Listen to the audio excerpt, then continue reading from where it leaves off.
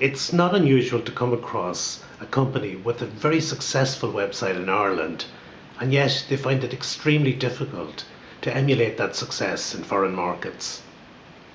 Sometimes it's a case where the company has a .ie website in Ireland, and they spend a lot of money on paid advertising, on creating links, on PR, and they just can't get any results whatsoever, until eventually they realise that a .ie domain name is associated with Ireland as far as the search engines are concerned, and except in the most narrow of circumstances, it just won't appear on the radar in other countries.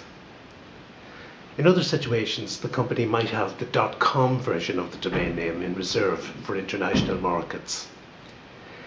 They create a really good website, they use all the best principles that are applied to the successful Irish website, they spend money on links, on paid advertising.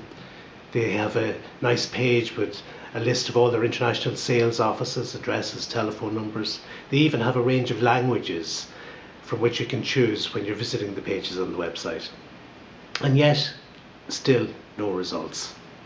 In fact, to rub salt in the wound, sometimes in a situation like that, the company has a competitor in Ireland who never beats them in Ireland, who's walking all over them on the international search engines, and there's no obvious reason for it. They seem to be doing everything right.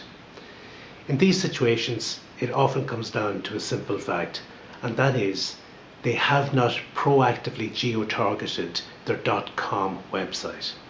What that means is that generic domain name extensions like .com, .net, .org, unless they are proactively geo-targeted, then they default to the country of the registrant, and they're treated as being associated with that country. So in the case of the Irish company with the .com, who didn't do the preemptive geo-targeting, that .com might as well be a .ie. It just will not appear on the radar in other countries, and except in the most narrow of circumstances. So now might be a good time to check if this applies to you, because if it does, you may have a serious sales opportunity to unlock.